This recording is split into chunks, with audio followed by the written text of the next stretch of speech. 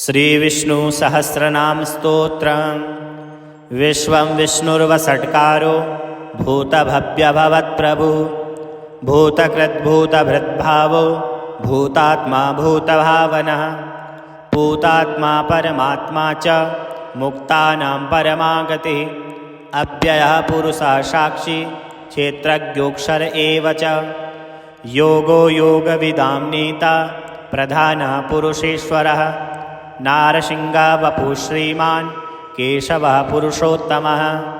सर्वः सर्वशिवस्ताणुर्भूतादिर्निधिरव्ययः शम्भवो भावनो भर्ता प्रभवः प्रभुरीश्वरः स्वयंभू शम्भुरादित्यः पुष्कराक्षो महाश्वनः अनादिनिधनो धाता विधाता धातुरुत्तमः अप्रमेयो हृषीकेशः पद्मनाभो मरप्रभुः विश्वकर्मा मनुस्त्वष्टा इष्टविष्टस्तविरो ध्रुवः अग्राह्य शाश्वतो कृष्णो लोहिताक्षः प्रतर्दनः प्रभुतस्त्रीककुब्धाम पवित्रं मङ्गलं परम् ईशानः प्राणदः प्राणो ज्येष्ठः श्रेष्ठः प्रजापतिः हिरण्यगर्भो भूगर्भो माधवो मधुसूदनः ईश्वरो विक्रमी धन्वी मेधावी विक्रमः अनुत्तमो दुराधर्षः कृतज्ञः कृत्तिरात्मवान् सुरेशः शरणं शर्म विश्वरेता प्रजाभव अहः संवत्सरो व्यालः प्रत्ययः सर्वदर्शनः अजः सर्वेश्वरः सिद्धः सिद्धि सर्वादिरच्युतः वृषाकपिरमेयात्मा सर्वयोगविनश्रितः वसुर्वसुमनः सत्यः क्षमात्मा संमितः समः अमोघः पुण्डरीकाक्षो वृषकर्मा वृषाकृतिः रुद्रो बहुशिरा बभ्रुर्विश्वयोनिशुचिस्रवाः अमृतः शाश्वतस्ताणुर्वरारोहो महातपाः सर्वगः सर्वविद्भानुर्विश्वक्षेणो जनार्दनः वेदो विद्विदव्यङ्गो वेदाङ्गो वेदवित्कविः लोकाध्यक्षशुराध्यक्षो धर्माध्यक्षः कृताकृतः चतुरात्मा चतुर्व्यूहश्चतुर्द्रष्टश्चतुर्भुजः भ्राजिष्णु भोजनं भोक्ता सहिष्णु जगदादिजः अनघो विजतो जेता विश्वयोनिर्पुनर्वसुः उपेन्द्रो वामनः प्रांशुर्रमोघः शुचिरुर्जितः अतीन्द्रः सङ्ग्रहः सर्गो धृतात्मा नियमो यमः वेद्यो वैद्यः सदा योगी वीरः माधवो मधुः अतीन्द्रियो महामायो महोत्साहो महाबलः महाबुद्धिर्महावीर्यो महाशक्तिर्महाद्युतिः अनिर्देश्यः वपुः श्रीमान् मेयात्मा महदाध्रिकः महेश्वासो महीभर्ता श्रीनिवासः शताङ्गतिः अनिरुद्धासुरानन्दो गोविन्दो गोविदाम्पतिः मरीचिर्दमनो हंसः सुपर्णो भुजगोत्तमः हिरण्यनाभः सुतपा पद्मनाभः प्रजापतिः अमृत्युः सर्वदिक्सिंहः सङ्घातः सन्धिमान् स्थिरः अजो दुर्मर्षणः शास्ता विस्तुतात्मा सुरारिः गुरुर्गुरुर्तमो धाम सत्यः सत्यपराक्रमः निमिषो निमिषस्त्रग्वी वाचस्पतिरुदारधि अग्रणी ग्रामणी श्रीमान् न्यायो नेता समीरणः सहस्रमूर्धा विश्वात्मा सहस्राक्षः सहस्रपात् आवर्तनो निवर्तात्मा संवृतः संप्रमर्दनः अहं संवत्सको वह्निर्रनीलो धरणीधरः सुप्रसादः प्रसन्नात्मा विश्वधिग्विश्वविभुः सत्कर्ता सत्कृतः साधुर्जह्नुन्नारायणो नरः असङ्ख्येयो प्रमेयात्मा विशिष्टः शिष्टकृच्छुचिः सिद्धार्थः सिद्धसङ्कल्पः सिद्धिदा सिद्धिसाधनः वृषाहि वृषभो विष्णुर्वृषपर्वा वृषोदरः वर्धनो वर्धमानस्य विविक्तः श्रुतिसागरः सुभुजो दुर्धरो वाग्मी महेन्द्रो वसुदो वसुः नैकरूपो बृहद्रूपः शिपीविष्टः प्रकाशनः अजस्तेजो धृतिर्धरः प्रकाशात्मा प्रतापनः दृढस्पष्टाक्षरो मन्त्रश्चन्द्राशुभ्रास्करद्युतिः अमृतांशुद्भवो भानु ससविन्दुसुरेश्वरः औषधं जगतः शेतु सत्यधर्मपराक्रमः भूतभव्यभवन्नाथ पवनः पावनो नलः कामः कामकृत्कान्तः कामप्रदा प्रभुः युगादिकृद्युगाद्वर्तो नैकमायो महाशनः अदृश्यो व्यक्तरूपश्च सहस्रजित् अनन्तजेत् इष्टो विशिष्टशिष्टेष्ट शिखिण्डी नहुषो वृषः क्रोधः क्रोधकृत्कर्ता विश्वबाहु महीधरः अच्युतः प्रथितः प्राणदो वशवानुजः अपानिधिरधिष्ठान प्रमत्तः प्रतिष्ठितः स्कन्दः स्कन्दधरो धुर्यो वरदो वायुवाहनः वासुदेवो बृहद्भानुरादिदेवः पुरन्दरः अशोकस्तारणास्तारः शूरः सौरिर्जनेश्वरः अनुकूलः सतावर्तः पद्मी पद्मनिभेक्षणः पद्मनाभो अरविन्दाक्षः पद्मगर्भः शरीरभृत् महाधृर्वृद्धो वृद्धात्मा महाक्षो गरुडध्वजः अतुलः शरभो भीमः शमयज्ञो हविर्हरिः सर्वलक्षणलक्षण्यो लक्ष्मीवान् शमितञ्जयः विक्षरो रोहितो मार्गो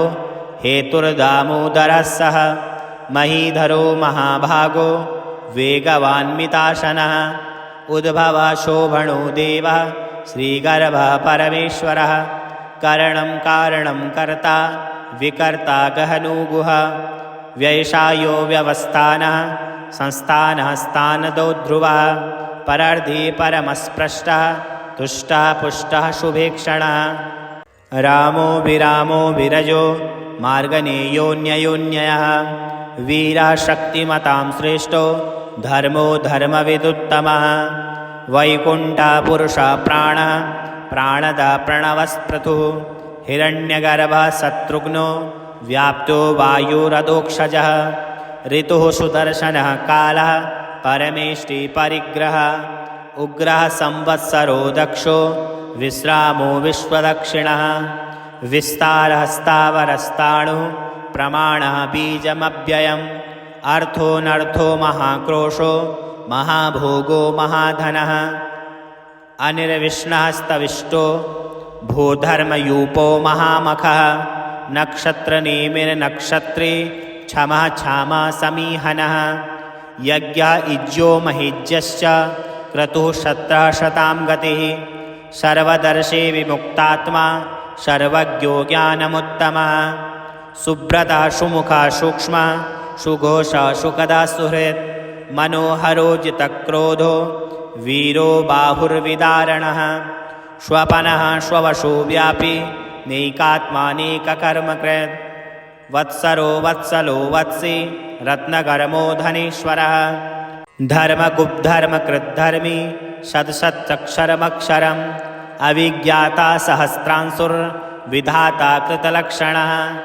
गभस्तिनेमि संवस्त शिङ्गो भूतः महेश्वरः आदिदेवो महादेवो देवेशो देवभृद्गुरुः उत्तरो गोपतिर्गोप्ता ज्ञानगभ्यः पुरातनः शरीरभूतभृद्भोक्ता कपीन्द्रो भूरिदक्षिणः सोमपो मृतमः सोमः पुरुजितः पुरुषोत्तमः विनयो जयः सत्यसङ्गो दशार्हः सत्त्वतां पतिः जीवो विनयिता साक्षी मुकुन्दो मितविक्रमः अभो निधिरन्तात्मा महोदधि संयोतकः अजो महार्हः स्वभाव्यो जितामित्रः प्रमोदनः आनन्दो नन्दनो नन्दः सत्यधर्मातिविक्रमः महर्षि कपिलाचार्यः कृतज्ञो मेदनीपतिः त्रिपदस्त्रिदशाध्यक्षो महाशृङ्गकृताकृतः महावराहो गोविन्दः सुषेणः कनकागदी गुह्यो गम्भीरो गहनो गोप्तचक्रस्गदाधरः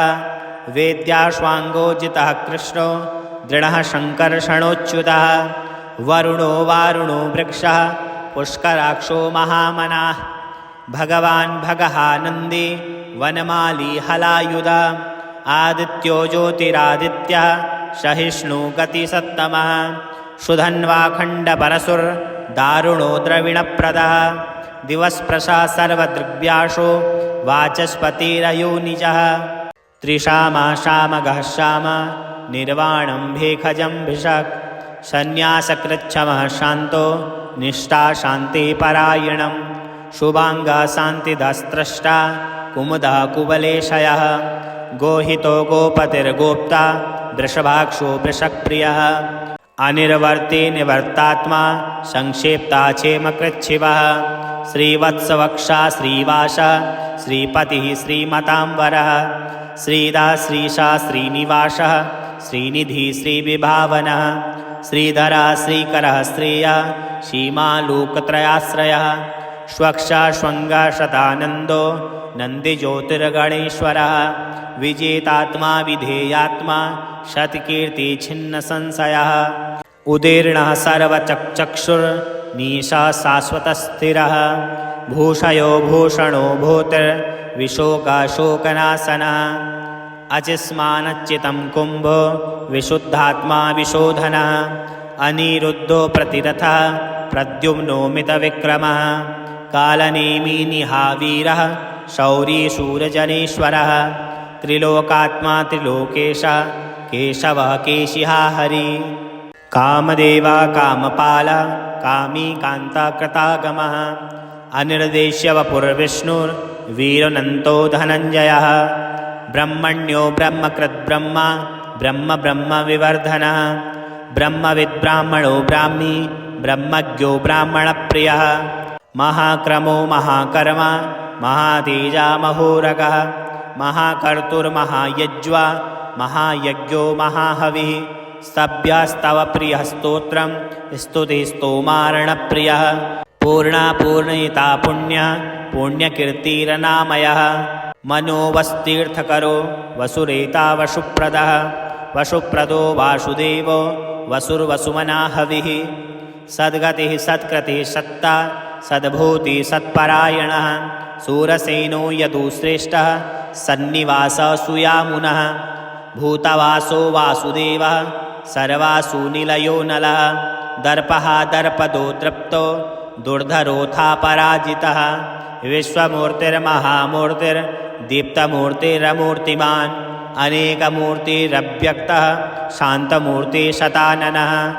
एकोनैकस्तवः कं किं यतत्तः पदमुत्तमं लोकबन्धुर्लोकनाथो माधवो भक्तवत्सलः सुवर्णवर्णो हेमाङ्गो वराङ्गश्चन्दनागदी वीरः विषमः शून्यो धृताशीरचलश्चलः अमानीमानदो मान्यो लोकस्वामीतलोकधृक् सुमेधामेधजो धन्यः सत्यमेधाधराधरः त्रेजो वृषो धृतिधरः सर्वशस्त्रभृताम्बरः प्रग्रहो निग्रहो व्यग्रो नेकशृङ्गो गदाग्रजः चतुर्मूर्तिर्चतुर्बाहुर्चतुर्व्यूहश्चतुर्गतिः चतुरात्मा चतुर्भावश्चतुर्वेदविदेकपात् समावर्तो निवृत्तात्मा दुर्जेयो दुरतिक्रमः दुर्लभो दुर्गमो दुर्गो दुरावासो दुरारिः शुभाङ्गो लोकशारङ्गः सुतन्तुस्तन्तुवर्धनः इन्द्रकर्मा महाकर्मा कृतकर्मा कृतागमः उद्भवः सुन्दरः सुन्दो रत्ननाभः सुलोचनः अर्को वाजसनः शृङ्गी जयन्तः सर्वविजयी सुवर्णबिन्दुरक्षोभ्यः सर्ववागीश्वरेश्वरः महाहृदो महागर्तो महाभूतो महानिधि कुमुदः कुन्दरः कुन्दः पर्जन्यः पावनो नीलः अमृतांशो मृतवपुः सर्वज्ञः सर्वतोमुखः सुलभः सुब्रतः सिद्धः शत्रुजिच्छत्रुतापनः नन्यग्रोधो दुम्बरो अस्वस्थश्चाणुरान्ध्रनिषूदनः सहस्रार्ची सप्तजिह्वः सप्तमेधा सप्तवाहनः अमूर्तिरनघोचिन्त्यो भयकृद्भयनाशनः अणुर्बृहत्कृशः स्थूलो गुणभन्निर्गुणोर्महान् अनिर्धः स्वधृतः स्वस्य प्रागवंशो वंशवर्धनः भारभृत्कथितो योगी योगीश्व सर्वकामदः आश्रमाश्रमणः सामः सुपर्णो वायुवाहनः धनुर्धरो धनुर्वेदो दण्डो दमयिता दमः अपराजितः सर्वसङ्गो नियन्ता नियमो यमः सत्त्ववानः सत्त्विका सत्यः सत्यधर्मपरायणः अभिप्रायप्रियाहोर्ह प्रियकृत्प्रीतिवर्धनः विहाय सगति ज्योतिः सुरुचिर्हुतविग्विभो रविर्विरोचनः सूर्यः सविता रविलोचनः अनन्तो हुद्भुग्भोक्ता सुखदो नैकजोग्रजः अनिर्विष्णा सदामर्षि लोकधिष्ठानमद्भुतः सनातनतमः कपिलः कपिरव्ययः स्वस्तिदः स्वस्तिकृत्स्वस्ति स्वस्तिभुक् स्वस्ति दक्षिणः अरौद्रः कुण्डलीचक्री विक्रम्योजितशासनः शब्दातिङ्गशब्दशः शिशिरः सर्वरीकरः अक्रूरः पेशलो दक्षो दक्षिणः शमिणावरः विद्वत्तमो वितभयः पुण्यश्रवणकीर्तनः उत्तारणो दुष्कृतिः पुण्यो दुःस्वप्ननाशनः वीरः रक्षणः सन्तो जीवनः पर्यवस्थितः अनन्तरूपोऽनन्तः श्रीर्जितर्मन्युर्भयापः चतुरग्रो गम्भीरात्मा विदुषो व्यादिशो दिशः अनादिर्भुर्भवो लक्ष्मी सुवीरो रुचिराङ्गदः जननो जन्माद्र भीमपराक्रमः आधारनिलयो धाता पुष्पहासः प्रजागरः ऊर्ध्वगः सत्पथाचारः प्राणदः प्रणवः प्रणः प्रमाणं प्राणनिलयः प्राणः भृत्प्राणजीवनः तत्त्वं तत्त्वविदेकात्मा जन्ममृत्युजरातिग भूर्भुवः स्वस्तरुस्तारः सविता प्रपितामहः यज्ञो यज्ञपतिर्यज्वा यज्ञाङ्गो यज्ञवाहनः यज्ञभृद्यज्ञकृद्यज्ञे यज्ञभुग्यज्ञसाधनः यज्ञान्तः कृद्यज्ञगुह्या मनन्नाम मनाद् एव च आत्मयोनि स्वयं जातो वैखानः सामगायनः देवकीनन्दनस्त्रष्टा क्षितीशा पापनाशनः शङ्खभृन्नन्दकी चक्री शारङ्गधन्वा गदाधरः रथाङ्गपाणिरक्षोभ्य सर्वा प्रहरणायुधः वनमाली गदी सारङ्गी शङ्खी चक्री च नन्दकी श्रीमन्नारायणो विष्णुर्वासुदेवोऽभिरक्षतु।